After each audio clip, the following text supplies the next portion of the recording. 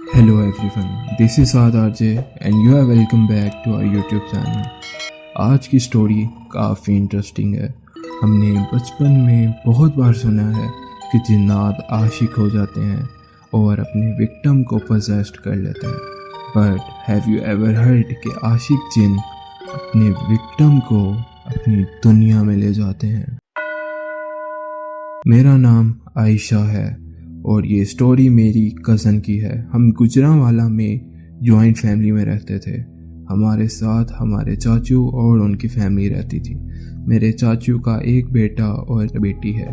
हमारी पूरी फैमिली में नूर सबसे खूबसूरत और मासूम है। सब ठीक चल रहा था, लेकिन मैट्रिक की छुट्टियों में हमारी पूरी फैमिली का हमारे गांव जाने का प्लान बना। हम 2 दिन वहाँ रुके और जब हम वापस आ रहे थे तब गाड़ी में नूर की तबीयत ख़राब होने लगी। उसने वोमिट की और उसकी आंखें बिल्कुल सफ़ेद हो गईं और मुंह में झाग आने लगी। सब परेशान हो गए और वापस गांव के डॉक्टर के पास ले गए। उन्होंने चेकअप किया और बोला कि बच्ची तो ठीक है, क्या इसको पहले भी ऐसे दौरे पड़ते हैं? सब ने कहा नहीं, ऐसा पहले कभी नहीं हुआ। डॉक्टर ने कुछ मेडिसिन्स दी और भेज दिया। रात ज़्यादा हो गई थी तो हमने वहाँ रुकने और सुबह सुबह निकलने का फ़ैसला किया। जैसे कुछ देर सोने के बाद नूर को उसकी मामा ने उठाया। सब उसके पास बैठे थे और जैसे ही वो उठी वो कहने लगी, मामा मैंने एक लंबे से आदमी को देखा था, वो नाले के पास खड़ा हमें घूर रहा था। उसकी मामा परेशान हो गई। मेरे चाचू ने बोला कि हम सुबह तक का इंतज़ार नहीं करेंगे और अभी निकलेंगे और सीधा हॉस्पिटल जाएंगे। हम दोबारा निकले। हम गांव से अभी बाहर नहीं निकले थे कि गाड़ी का टायर पंचर हो गया। जैसे कोई चीज़ हमें रोक रही हो और गांव से निकलने नहीं दे रही हो। मेरे चाचू ने अपने मामू को कॉल की और उनके बेटे अपनी गाड़ी पे आए और हम सब कज़न्स वापस उनके घर चले गए। मामू और चाचू गाड़ी को वापस लाने लगे।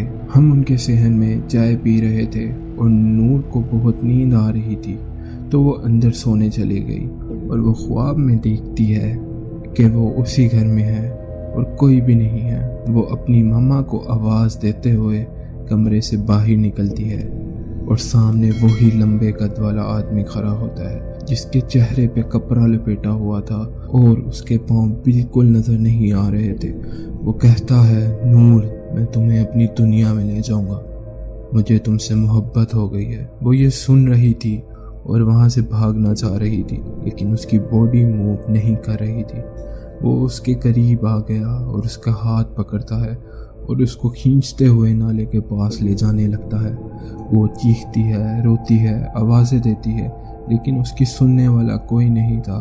ऑन द अदर हैंड, जैसे ही उसकी आंख लगी थी और उसने अपनी मामा को आवाज़ें दी तो मेरी छोटी बहन ने सुन के सबको बता दिया था और हम सब उसके पास थे और वो जो कुछ भी बोल रही थी वो हम सुन रहे थे। मेरी चाची की हालत बहुत ख़राब हो चुकी थी। उनके हाथ पांव कांप रहे थे। वो बहुत कोशिश कर रही थी उसको उठाने की, लेकिन नूर नहीं उठ रही थी और बस चीखें मार रही थी। मेरे चाचू उनके मामू गांव के एक मशहूर बाबा जी को ले आए। उन्होंने तवीज़ भर के पानी नूर के ऊपर डाला और उसकी आंख खुल गई। उन बाबा जी ने तावीज़ दिए और बोला कि इन्हें नाले के पास दरख्त के नीचे दफन कराएं और आप पूरे रास्ते मुड़ के पीछे नहीं देखेंगे। मेरे चाचू ने ऐसा ही किया और हम अगले ही दिन वापस घर आ गए। कुछ अरसे तक उसको ख्वाब आते थे कि वो उसको लेने आएगा और उसको कोई भी डांटता था तो उस शख्स को वो जिन नुकसान पहुंचाता था, लेकिन नूर के पास नहीं आ सकता था तावीज़ात की वजह से। हम इलाज करवाते रहे और वो बिल्कुल ठीक हो गई। आज भी उसके हाथ पे जला हुआ निशान है जहां उस जिन ने उसको पकड़ा था।